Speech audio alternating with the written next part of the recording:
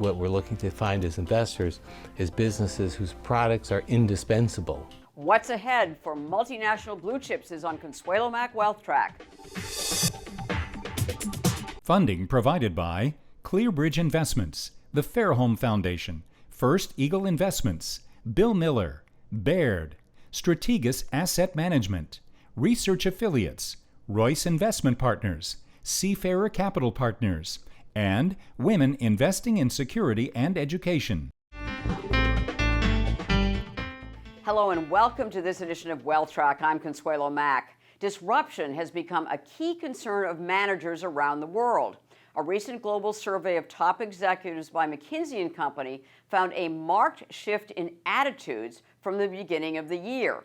The report notes that changes in trade policy and relationships are now at the forefront, alongside geopolitical instability and conflicts of perceived disruptions to the world economy, as well as in respondents' countries. How will these concerns play out in financial markets, and what impact will they have on companies doing business around the world? This week's guest specializes in global consumer brand name companies and has managed concentrated long-term portfolios of them for over 40 years. He is Tom Russo, managing member and chairman at the investment advisory firm Gardner Russo & Quinn, which oversees the Semper Vic Partners funds, which the firm describes as being two global value long-only equity investment partnerships, which Russo launched in 1983. Since converting to a limited partnership in 1990, Semper Vic Partners' compound annual returns have outpaced the U.S. market and its global benchmark. From the beginning, Russo is focused on owning a small group of exceptionally well-managed, globally recognized brand name firms, 16 at the last count, with dominant positions in their mostly consumer-oriented businesses, and then holding them pretty much forever. For instance, among its top 10 holdings are Berkshire Hathaway, first purchased in 1984, and at 16% of the portfolio is its largest holding. Heineken, position first established in 1990 and is 7% of the portfolio. Nestle's has been owned since 1992 and is also around a 7% position. And Philip Morris International has been an investment since 1994 and is nearly a 9% holding. I asked Russo how the multiple disruptions in trade policies, supply chains, geopolitics, etc., are affecting the companies he invests in. I have, since the start of my investment career, been encouraged not to let the political and the economic and the governmental forces outside of the portfolio companies that we invest in influence our decisions. Really, we've made it a point to stay with businesses that have franchises that endure beyond the disruptions that are so clearly discussed today. You just find yourself distracted and taken off the main search for value. I would say that the words of Charlie Munger never disappoint when one's searching for an answer. And in this case, I think we go straight to Charlie. Charlie advises, when asked about business, he said, never give your consumer or your customer reason to look elsewhere for satisfaction. Never. It doesn't get you anywhere. I mean, you're going to be faced with enough challenges to respond to provocation from others, but by all means don't provoke your own customer. That's the story that we've just lived through for the past 6 months, maybe, plus or minus. And one deeply engaged enterprise after another found itself without mandate, without money, without any sponsorship. So you're talking about, I mean, specifically like Harvard University, for instance. Yes, or, it's a great example. Or aid programs. Yep, terrific example. You invest in global companies that do business around the world, and how is that affecting their business prospects, for instance? Are they looking at the U.S. market differently? Oh, sure, absolutely. They look at it as a less reliable than historic factor.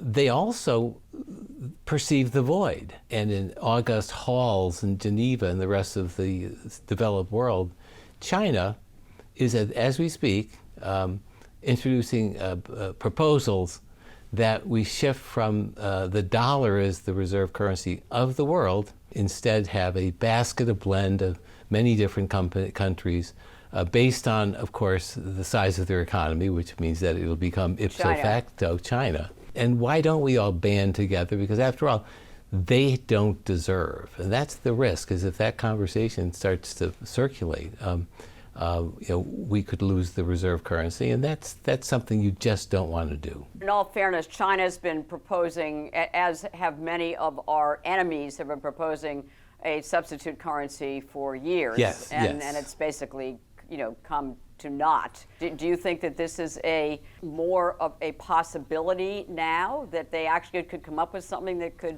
replace the dollar as a reserve currency? So it's our lifetime experience that we're using to measure the likelihood of that change taking place now.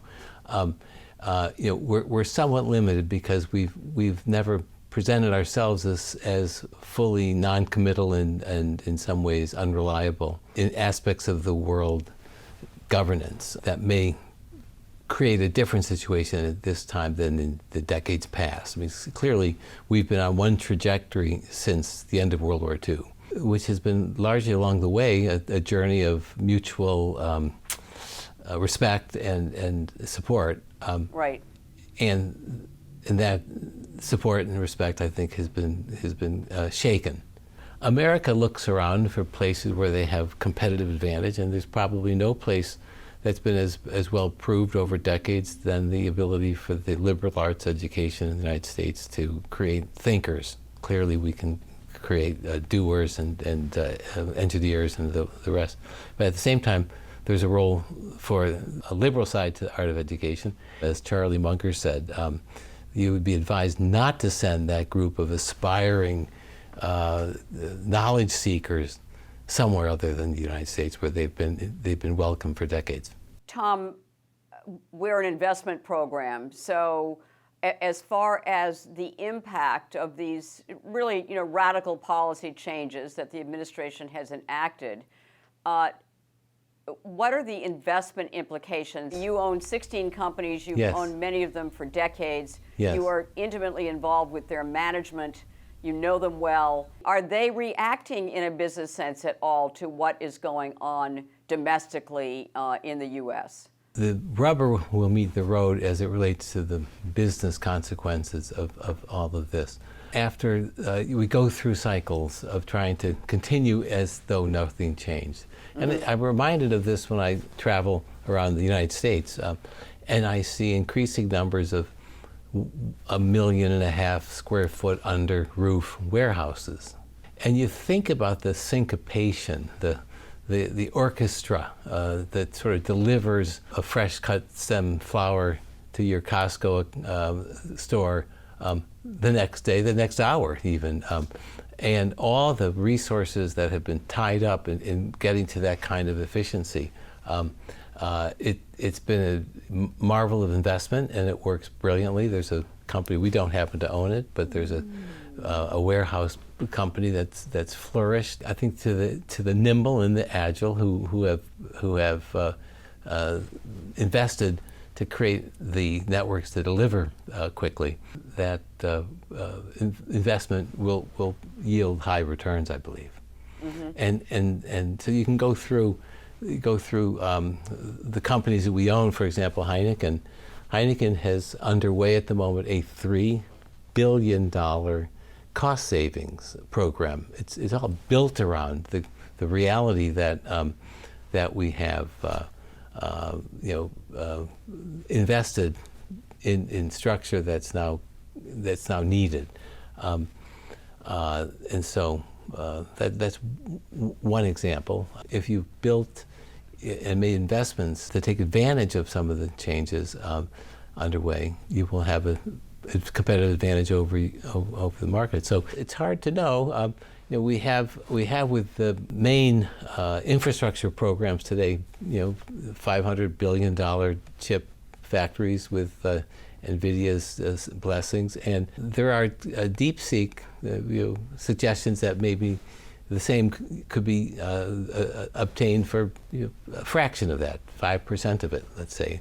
leaving you with a very big uncertainty as to whether you're supposed to plow forward, and if so, what level? Is it the one that's 100 times larger than the other project that are both designed to deliver search results in the same fashion? On the one hand, you have a very small investment, the other hand, a very large one. If you get it wrong, you'll struggle with that capital that you put out in today's uncertain world for a very long time. You're multinational companies that have been doing business all over the world for many, many years in many emerging markets. I mean, South Africa, for instance, Indonesia, Malaysia. These countries are constantly shifting political sands. Their governments can get very intrusive. I mean, look what's happened in China, for instance. In comparison, what the U.S. has done seems like, peanuts compared to what some of the changes that other countries have undergone, and that your companies are still investing in those countries. So they do so through higher insurance. Higher insurance will be higher cost of doing business, which will then filter through as higher inflation, and inflation is the sort of threat around the corner. But costs and inflations are both escalating. The battle for tariffs, I think, has really put the differences of the relationship between some companies and the others, because many of our businesses produce and sell the same product in one country, so they don't trigger country tariffs. So if you're Heineken, something like 98% of your products are produced and drank in the same jurisdiction. The same country. Mm-hmm. Yeah. And so they don't run into these tariff issues. By the way, they change everything to the extent that they do confront them. They will use a different factory with different exposures to address the real potential threat for triggering the tariffs, especially when they were so high, the initial proposals. You mentioned earlier the fact that the U.S. has, the world's reserve currency. Yes. The fact that that U.S. Treasuries are owned by pension funds, for instance, around the world, and by governments around the world. The U.S. is the largest economy in the world. It is the primary engine of finance in the world. Yes. Are you seeing any reaction to the dollar's primacy, both economically and financially? Are you seeing any repercussions yet? I mean, for our portfolio, that strengthening of their currency isn't a terrible thing. The dollar has been the almighty dollar for so long that our businesses who generate Philip Morris has been a position in Sempervic since 1986, and almost every year since then the dollar has strengthened. The challenge is trying to match costs and the strong dollar that consume an enormous amount of the time of those businesses. They're now beginning to enjoy some relief. In terms of the movement of funds, how they will organize and coordinate payments. And so you see it recently in global travel and stable coins and the possibility of moving forward. Interestingly, it's been in part because of COVID and because of the disruptions of the pandemic. You had mentioned that as you read more broadly about the world's challenges, that there seems to be an awful lot. And the question is, what do you do? And you have, with the pandemic, you had a program that lasted for over a year of writing checks, which were sent out just for people to sustain their living. And that's taken our outstanding debt as a nation from $15 trillion up to $37 trillion. And that, again, threatens the possibility of inflation. I think all of our portfolio companies are mindful of the risks of inflation, but at the same time, understand one of the things we start out with is a belief that what we're looking to find as investors is businesses whose products are indispensable to the user or the consumer. When I met Warren Buffett in 1983 at a class in Stanford Business School, he spoke about just a handful of things. The first one was you can't make a good deal with a bad person, and it's all about agency costs. You need an agent who will represent your interests without self-interest. That often means that they will spend more money than the average public company would dare spend, because management would be, on the one hand, more interested in personal gain than necessarily in the owner's gain. That's a problem that you have to find ways to minimize that, so the important investments are made, and we come upon that by looking for family-controlled companies. In my introduction to you, I mentioned a survey by McKinsey in which top executives of global companies basically said that they were concerned about the disruptions that were occurring because of the trade wars and the conflicts in the world, and the uncertainty that it was affecting, how they were managing their companies. What are your takeaways as far as what the long-term impact is going to be on the financial markets and the global economy and business? Well, it's a great question, and it reminds me of something Charlie Munger talks about. When asked at the annual meeting over decades, why is it that the S&P 500 was experiencing over time operating margin expansion? So what gives? And what Charlie said is it's been a factor of several things. First, it was information technology. The ability to disrupt the old models of doing business, to harness the power of the new models of doing business, is vital to running businesses today. And I mentioned that with an instance in Heineken, which is one of our largest holdings, has been for decades. They have a $3 billion cost savings plan, which is just now concluding. They're going to come back out with another $2 billion. And so you couple that redeployment of capital with a healthy share repurchase agenda, so that once the important and necessary investments are made, that the share repurchase can keep the balance sheet agile if they use the proper amount. So innovation, Yes. efficiency. Yes, and one more. Shareholder-friendly Shareholders policies like share buybacks. Yes, exactly, and one that will be all over the place today, I think, in light of the mindset of the now powerful M&A. I think you'll see more and more consolidation, less and less resisted, now that the Justice Department and the FTC, excuse me, are no longer run by the past administration.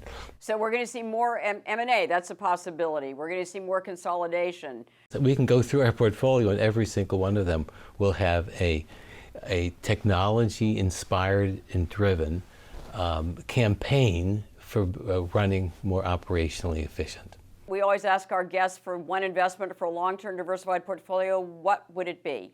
It would be a selection that checks all the boxes, and it's Heineken Holding. Heineken Holding is the legal vehicle through which the Heineken family controls the public company. And the public company is owned and controlled by Charlene de Carvalho, who was Freddie Heineken's only child.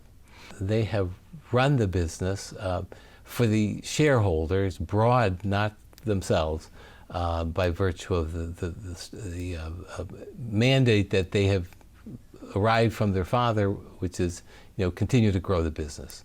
And so they've deployed billions and billions of dollars back into the business. When asked why he was so aggressively pursuing success in the premium beer business, Freddie Heineken said to a journalist at one point, said, because I love first Premier Cru French wines. And he said, and in order to afford them, I have to make good beer. And so, yeah. And similarly, when once asked, why does he work so hard? By then he was 83 years old. And why do you work so hard? And he said, look out the back. It was at the office, and they had a little playground, and there's a little boy, 10-year-old boy, in the playground. And he said, "That's my grandson, Alex, and I'm building it for him, and for the family." And so, what we want is alignment of interest. We want a product that the consumer believes is indispensable.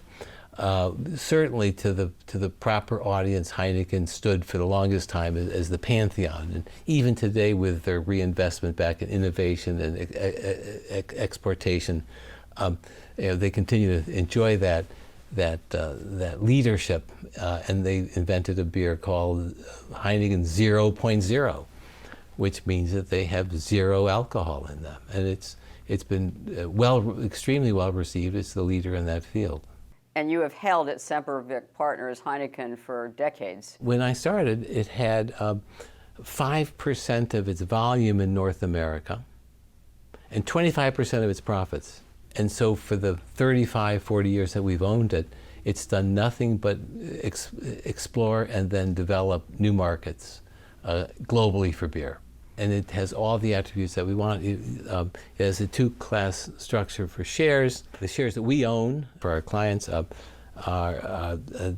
voting shares, and they trade at a 15% discount from the non-voting shares. So we feel that we're getting an extra special deal.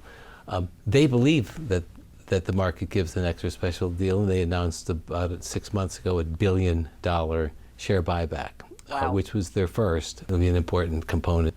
And there's a lot of hand-wringing today, and it goes across the whole beverage alcohol business, about sobriety and about the potential that people will part ways with the 7,000-year tradition of drinking beer. There are health hazards supposedly Yeah. associated with drinking alcohol. Yeah. Right. The debate over whether or not people are going sober, the debate over whether or not there's an illness associated, it's really a first world debate. So largely in the U.S., but their growth is not in the U.S. Their growth is in markets which are still drinking beer and in volume and growing. That's it. But such a valuable cross section. It's not just one market. It's in Brazil. They're the largest brewer in Brazil, and Brazil is the largest market in the world for the esteemed green bottle Heineken. I know that bottle well. Well, so it's the leader. Mexico and Vietnam, both at about the same time, 3 or 4 years ago, before Vietnam went into its own funk, made $500 million worth of profits from their Heineken association. Now, it's a stunning number. The final story is we call it the TAM, the total addressable market, that they confront with the investment in the 2 largest beer markets in the world. They dominate India, where they have 66% in the shares of Kingfisher, and they have the joint venture with China. Each of those markets will experience a 20 million growth this year in legal drinking age consumers in their home country. That's called growth. Absolutely. All right. Thank you. Tom Russo, thank you so much. It is a story that will keep on going. Thanks, Tom. Thanks for joining us. Thank you, Consuelo. At the close of every Wealth Track, we try to give you one suggestion to help you build and protect your wealth over the long term. Recently, we've asked our guests to contribute to this mission by asking them to share the best piece of investment advice they have ever received. Tom Russo's action point is pay attention to character. I'd say the best investment advice was the first words I've heard out of Warren Buffett's mouth when he came to our business school class at Stanford Business School, 1983, and said, "You can't make a good deal with a bad person." He had, a vast experience of integrating businesses together, buying a business based on a belief that it would do something, and the manager takes it in a different direction. In any number of ways, managed to oversee the business from the lens of how much it can enrich the management rather than the owners. So we became quite quite enamored with the lenses of agency costs as we think about a business and the behavior and their commitment. We end up very often in family-controlled businesses because so long as they don't suffer from the idiot uncle, they actually are hale and hearty and thoughtful. The alignment of interests is rare enough that when you find it, you have to take it. Speaking of character, Warren Buffett has been a lifelong role model for Russo, who first bought Berkshire Hathaway back in 1984 when he was launching his firm.